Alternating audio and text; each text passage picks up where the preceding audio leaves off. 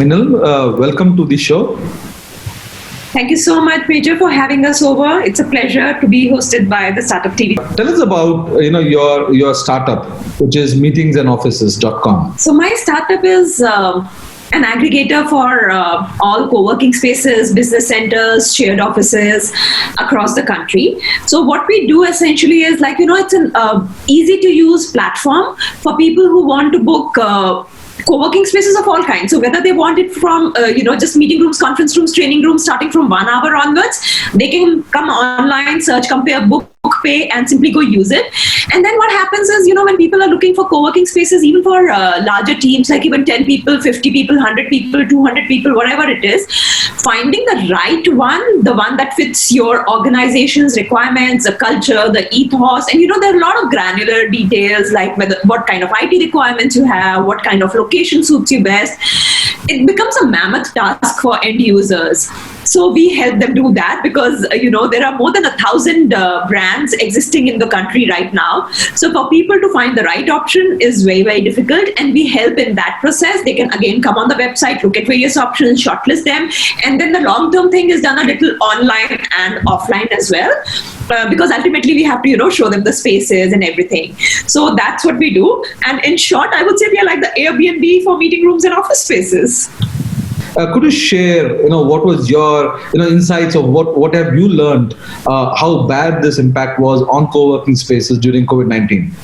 Okay, so we are right now, for especially meeting rooms. So the online platform, we have range across 31 cities in the country, and we have more than 2,000 facilities, 850 locations, and more than 2 lakh workstations with us. Now, having said that, so I have been, of course, during these times, I have clients across the country. And in fact, we also help our clients find spaces overseas at co-working spaces. So I have been in touch with not only the co-working players, but also the clients and, listen to both perspectives and figured out the right way.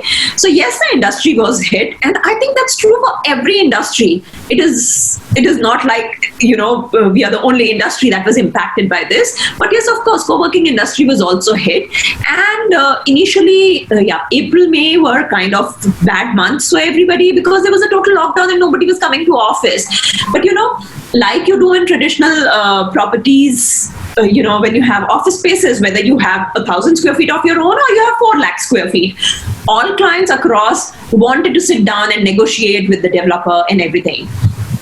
So those are things that were done and handled well, and movement has started again. And what has happened thanks to or unfortunate incidents of COVID is that people have realized that they need to optimize not only their expenses on offices, but also the space that they are using. So it is no longer that we need a large headquarter where all our team needs to go at the same time. They understand the benefits of flexibility, of rotational working, of distributed working, and having smaller satellite offices. Because work from home is not a solution that is going to be able to last for a very long time, and people are already, literally bursting at seams.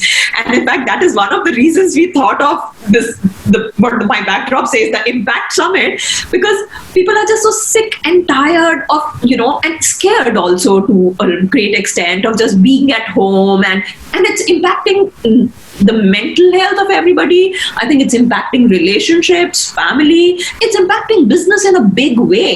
So we need to get out of the despondence, figure out what are the right growth strategies for us, and start working. Why I bring up co-working space, Minal, is I agree that COVID has impacted pretty much every industry on planet Earth. But co-working, especially when you take India, it was new segment, next new sector which was just emerging. People were, companies, businesses were just taking it to like fish takes to water. People are appreciating the fact that they need to hold property, maintain it. Instead, they could just go out and lease. So for our industry, which is that in a nascent stage, it must have been more. I mean, it must have been a real blow with COVID. the industry globally exists since 1978, and it was just not called co-working at that time, but there were shared offices of a different kind, and those were business centers and serviced offices. Even in India, we had certain business centers like the Diners Club and DBS and APJ and all, which have been existing for very long. I personally have been in the industry since 2007, so that's 13 years.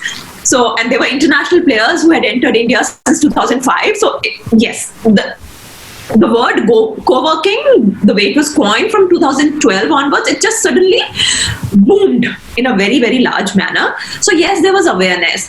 But as I was saying, Major, what has happened? Because people have realized the benefits of flexibility and having flexible workspaces, whether it is an organization, an enterprise that needs 500 seats, or if it is an organization that needs 10 seats, they of course are looking for flexibility, but the kind of inquiries we are having, and it's, a single company looking at pan-India offices, and it is not one or two, meaning across the industry, there are multiple such enterprises who are talking about it, and there are deals happening. So as I said, one quarter was bad of the first financial year. However, July onwards, business has picked up.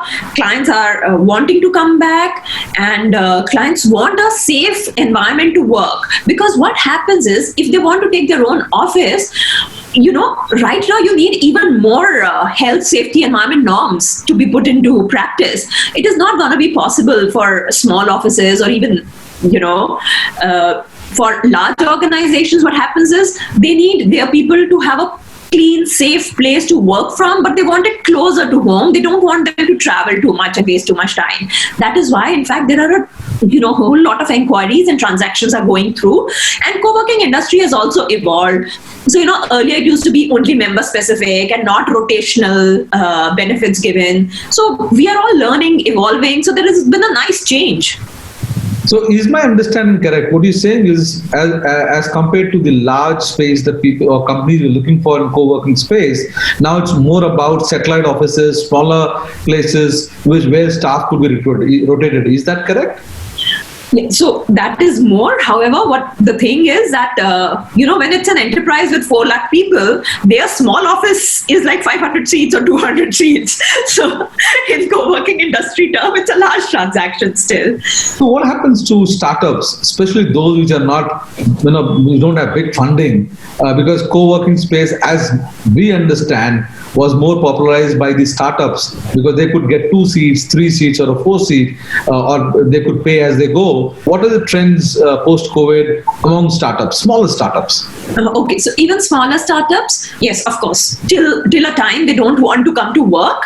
However, after the first quarter, everybody was itching to get back to work because, working from home is possible only to a certain extent. You don't have peace of mind. Mobile connectivity is so bad. Forget about internet connectivity. That is what I say to everybody.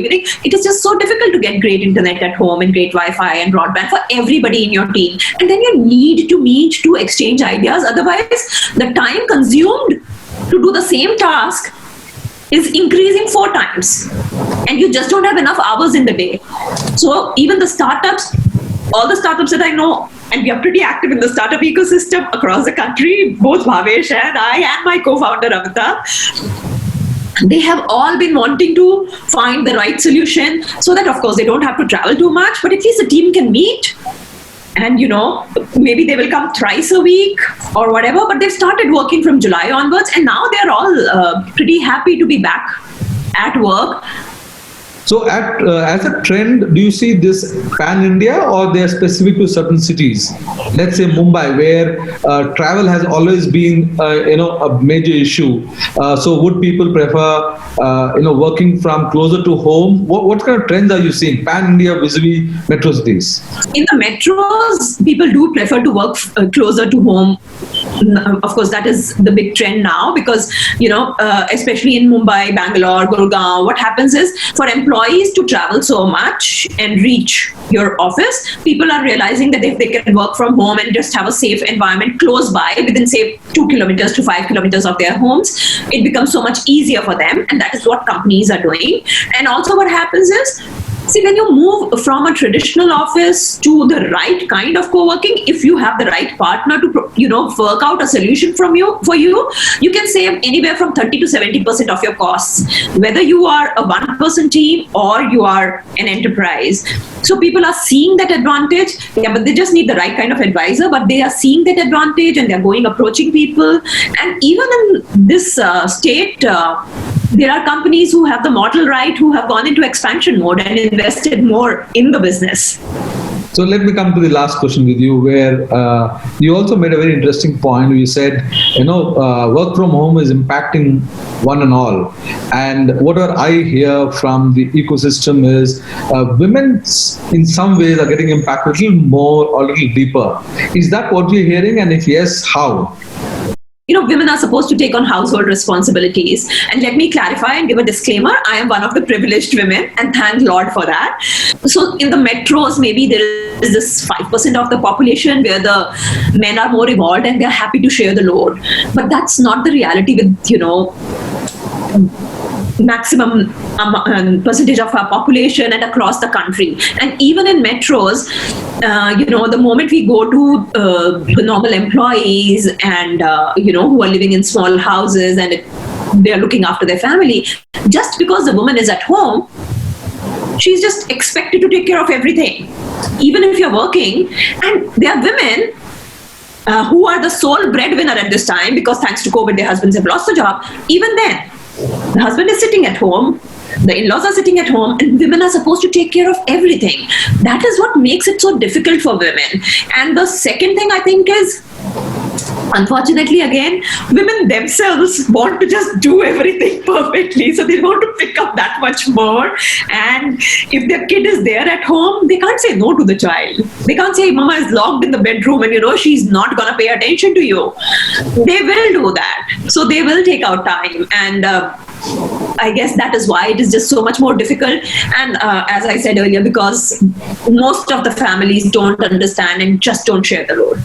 Minal, thank you very much for joining us, and we hope that you continue to create the impact set up on, and we hope to catch you during the event, and we'll continue to get updates from you during the event and after the event. Thank you. Thank you so much.